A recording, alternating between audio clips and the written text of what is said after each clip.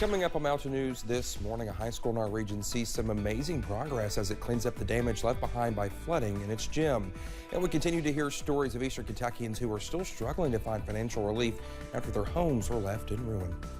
Dedicated to Eastern and Southern Kentucky, this is WYMT Mountain News this morning. Good morning to you. Almost 5 o'clock here on this Tuesday morning. I'm Dakota Makris. Thank you so much for waking up with us, and I'm jazzed to be back. Let's head over to Brandon Robinson for a look at our forecast. Brandon, buddy, you had a few days of respite from me, so how's that? You still work here? I do. Yeah, I do. Yeah, they actually, you know, I went away and then, just like you, went away and then came back. Exactly. But you didn't go away as long as I did. No. So there you go. Only a couple days. Exactly. But no, you were still here on Thursday, just doing the night side shift, and we missed you the last couple of days, but Olivia was fun. But this morning, it's going to be an active few hours. So this is the calm before the literal storms. Let's take a look, see what's going on this morning. Chilly out there, 20s, 30s, 40s all across the region. We're looking at 41 Jackson, 43 Moorhead, 42 Ashland, and then everybody else kind of right there in those low to mid 30s, some upper 30s down toward Harlan, 20s out toward Clintwood and Jonesville this morning, 39 in Logan. So some warmer air out there. So a little extra to maximum we needed depending on where you're at this morning, just to kind of get you going again. Out the door forecast, well, we're going to feature a mix of sun and clouds and those chilly temperatures early. Bless you, Dakota. And we'll see again the clouds increase later today ahead of a big action that's coming into play as early as tonight. I'll have more on that in just a few minutes. Dakota? All right, Brendan, thank you. Well, communities here in our region are still recovering after the deadly flooding that hit in July. In Hyman and Knott County Central High School's gym floor was flooded and heavily damaged. Now, after lots of hard work, the Patriots have a new court to play on. The new floor still has the big K that has been a symbol of success for so many years at Knott Central. Assistant Principal Jamie Couch says they still have plans for the letter that was on the flooded court. We're going to try to put that up on the wall here in the gym somewhere. And, you know, at least we will always have a piece of that with us. And former players and coaches will feel good about that and, you know, be able to see that when they walk in. Well, Knott Central plays its first game on the new floor on December 13th. Like many others in Eastern Kentucky, Chastity Mullins was fast asleep in her Jenkins home as the water swiftly rose. She says she still can't believe what she saw when one of her sons eventually woke her. Mother of four, Mullins and her boyfriend rounded up all the kids and gathered all they could before getting to safety, but they lost everything they left behind. To rub salt in fresh wounds, her boyfriend was forced to resign from his job.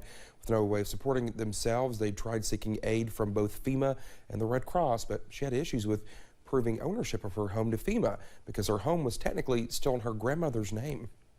A lot of the homes around Eastern Kentucky are passed down through heirship or bought on a land sales contract that may not have been recorded with the county clerk.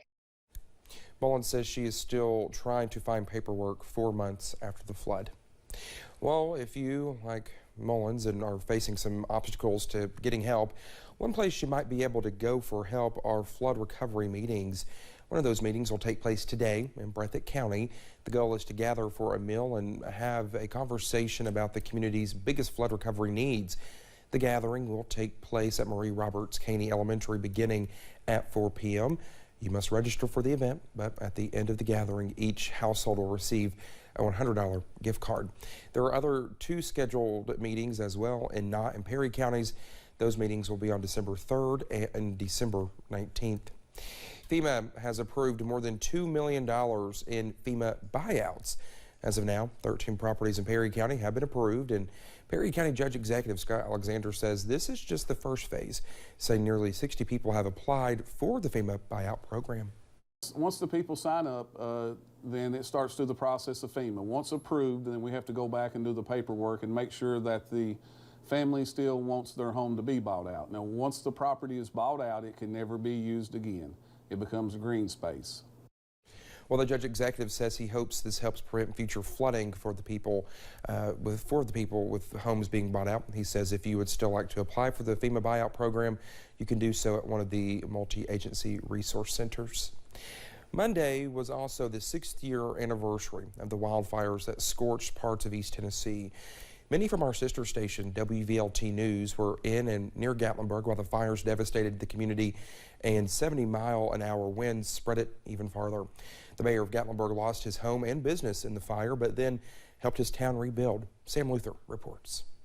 On the morning of November 28th, it was so smoky it looked like a heavy fog. Gatlinburg Mayor Mike Warner saw trouble in the air but had no idea what would happen next. Fire exploded through his town. 14 people lost their lives and more than 2,600 homes and businesses damaged or destroyed. Oh, it was billions of dollars were lost. I don't know if we'll ever recover, but these lessons learned are very important to help us in the future. Since 2016, the Sevier County Emergency Management Agency has made changes. A new code red system calls you if there's an emergency nearby. And those alerts you get come from the county and not the state. As Mayor Werner was trying to determine the immediate impact of the fire, he got word that his home and business were gone. Basically, the city manager and I, we made a pact. She lost her house in the fire too.